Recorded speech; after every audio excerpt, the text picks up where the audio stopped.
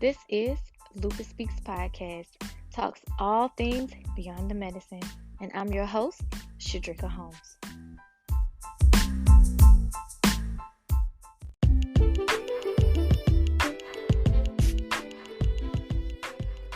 I am not a healthcare professional or a licensed therapist. If you are in need of any professional help, I use and recommend Jesus. No, I'm just kidding. But for real, any information that I share on this podcast is from my experiences and my experiences only. So if you are looking to make any lifestyle changes, then I highly recommend you speaking with your doctor first. Without further ado, let's get back to the show.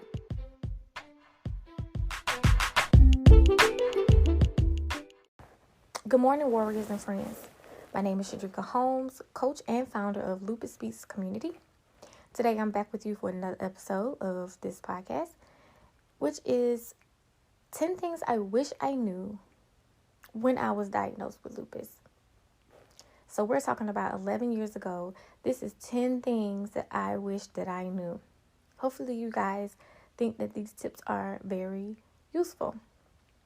So number one, the first thing that I wish I knew was lupus does not have to be a death sentence. It is not a death sentence. But for me, I was in a position where I was a very, very severe flare, which led me wheelchair bound, speechless, hairless, and 80 pounds. So at that point in time, I thought I was dying. I was in hospice. And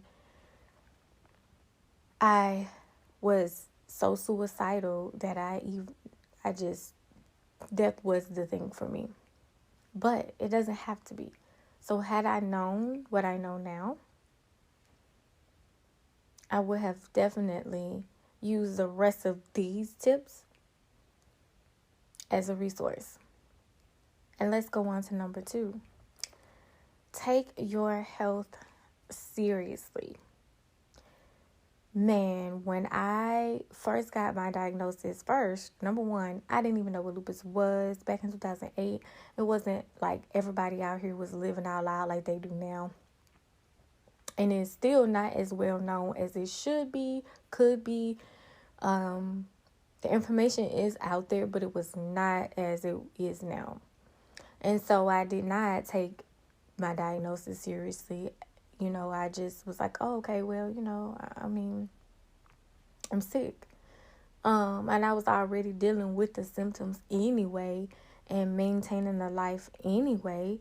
So you telling me what it was just okay. But again, the information was not out there. So I just refused to take the medication and felt like I could just go at it at my own pace. And Plaquenil, prednisone, I don't even think I was on Plaquenil at the time. I think I was just on steroids to just reduce the inflammation because I was living out of state of my hometown. I was actually living in Tennessee, and I did not have medical insurance. So I was not able to get a rheumatologist to see me where I could get the proper treatment. So the only thing that I could have was prednisone. So don't do what I did, because this is not a joke. You need to take this very seriously. You should definitely find support groups and communities to join. You need to listen to podcasts, because there are some lupus podcasts besides mine. You need to read about information and find others in your local town or something like that to talk to. Now, the third thing that you should do is change the way you think. Rearrange your thoughts, because you are what you think. And if you think that you're sick, you're sick. If you think that you cannot do it, you can't do it. If you made up on your mind that you are not doing anything but staying in the bed, then That's all you're going to do. So just be more intentional about what you think about yourself, about your situation, about how you're feeling, about others, because others have a tendency of making you feel like crap too, only because they do not understand what you are actually going through. Do not allow those thoughts to become who you are, because you are not that negative thought. Don't give up, and let's just keep going. So number 4 is back to number 3. You are what you think. I'm a prime example of you are what you think. But that's okay. Number 4. You are in control and can create the life that you want. I say this all to say that once you start to get those thoughts aligned in a positive way, despite what you actually feel, because faith is all about doing what is unseen. I mean, we have the simplest leaps of faith, just as simple as, I believe I'm going to get out this bed and I'm going to go to the bathroom. That's belief. Or believing that when you walk out the door or your loved one walks out the door, you have faith that they're going to come back home. That is faith. And so once you start to think positive and those things align with, your thoughts, then you are able to control and create a life you want. Drink more water. I mean, we have toxins and things going on with our body that we definitely need to drink lots of water to flush. A person who does not have a chronic illness needs to drink more water, but we should drink more water. I wish I knew that. I was still drinking sodas and coffee and teas and all these things that were not necessarily helping.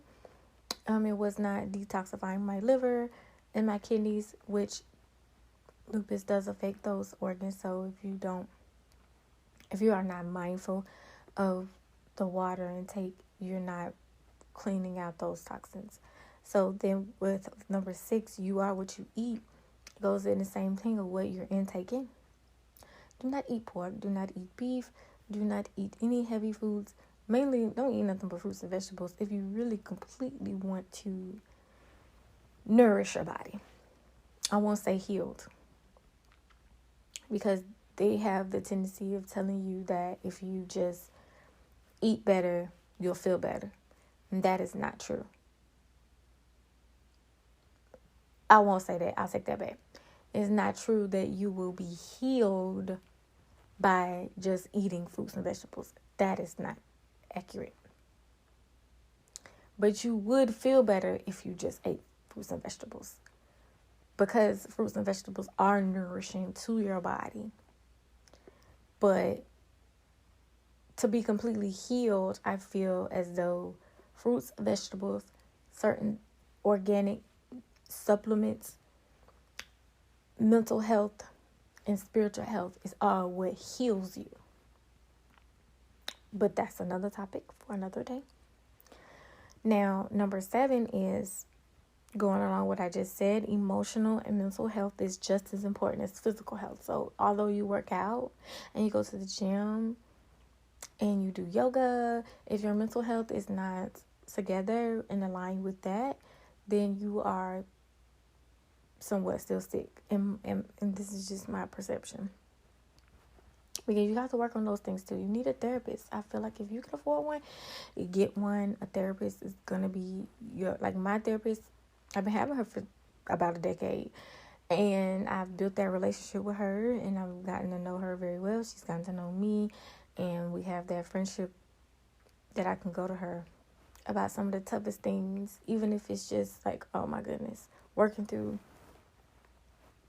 the regular stuff that we already go through, working through boyfriends and relationships and people leaving me because I'm sick, or people mistreating me because I'm sick, or mistreating myself because I'm sick, or so I thought. Now, number 8 is going to be okay. It really is going to be okay. Once you align everything and The thing about lupus is you have to be responsible for your own health, your own life. And we're talking about adults here. We're not talking about the younger generation of children who do get diagnosed with lupus. And I mean, it's just so many emotions and so many thoughts that goes into this disease that a child without help or assistance would not be able to have the mental capacity to handle this. A lot of people, I didn't have the mental capacity to handle this. I had to learn, I had to build it. And to be honest, I didn't necessarily get it until 3 years ago. So I've been having this for a long time, but not until the second year after my daughter was born was my second severe flare. And that's when I realized that if I don't take ownership and responsibility for my own health, my own disease, then my daughter will have to suffer through this with me. And I did not want that life for her. That was like something that I always felt was my own. And I didn't want her to be like, oh, well, my mom is sick, I have to do this, I have to do that because my mom is sick, my mom is sick, my mom is sick. No. And I also didn't want her to see me unhappy. You know, home is a sense of peace and joy, and the foundation of your life is from your parents. And if your parents are not happy, or if they are going through something tough, you know, you somehow endure their pain as well, because that's just what you see. As a child, you don't know how to process those emotions. And again, here's adult trauma. So this is just about mental health and studies and understanding things.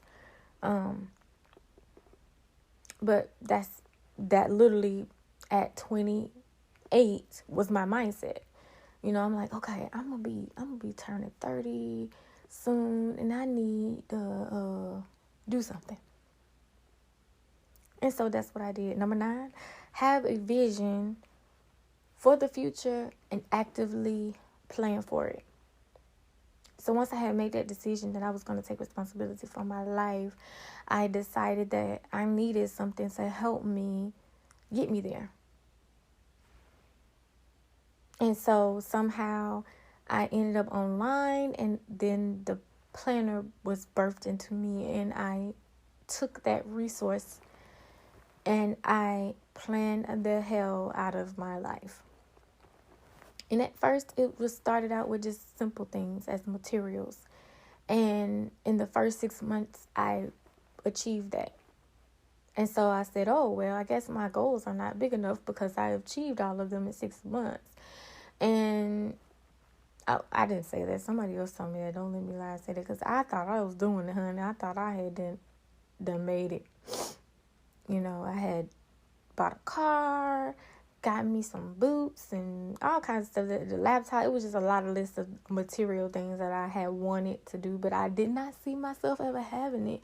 So the fact that I did achieve that made me want to continue to plan. So then that's when, you know, prednisone blow your behind up. And I ended up getting on a food regimen because my hip, due to the prednisone, was deteriorating. And I was going to have a double hip replacement. And at the time, my daughter was 3, and I was looking at her like I refused to have my stuff going on when I got a 3-year-old and I got to run around and do this, because I could barely walk after her. Like, I mean, it was so much pain trying to get around the house. I was in a walker just trying to wash the dishes. Like, it was a mess. But I just had, I took responsibility. I made a decision. The doctor said, look, you need to lose weight to get that weight off that hip. I said, okay. He said, well, you need to be on a calorie diet of what, 1,200 calories. I want to say it was less than that, but it was like most of nothing. Counting calories is just ridiculous. So I just said, you know what? I'll take out the heaviest things that I eat, which is, you know what? This is a whole nother episode of we could talk about weight loss, and we can talk about planning. Last thing is, but first, God, pray and meditate. That is the last thing that I wish I knew, or a tool or a resource that I wish that I had used in the beginning. Because I'm just now using that as a resource. And yes, life is great. It's a blessing. It's something I cannot complain. Yes, we got stuff, but it's nothing compared to 5 years ago, 7 years ago. Nothing. I trust myself. I trust God, and I trust that He has plans for me. Hint, this whole podcast came from 1, planning, 1, my faith in believing I could do something outside of being sick, and 3, just visualizing something, having something else, having created something. Now, whether this goes viral or not, that is not my intention. My intention is to get you guys to be on a mental capacity to be able to handle this disease when you first in the door. For a person who has already had this disease and somewhat established, they kind of already know, what to look at or how they already feel and whatnot. But this is specifically for a person who just is, even if you've been like how I was, you've been dealing with symptoms and you've been kind of just living with it for years, or and you just got that. It's something about you have lupus is just tears your world around, because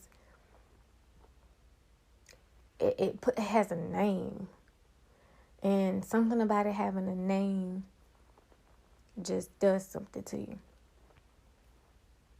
I just want to, encourage you to do is don't let that quote unquote lupus take you down, because it doesn't have to. Thank you for listening. If you enjoyed this episode, please share with your family and your friends. And if you haven't already, go on over to Facebook and Instagram and follow me at Lupus Speaks. For show notes and more information, please go over to www.lupusspeaks.org.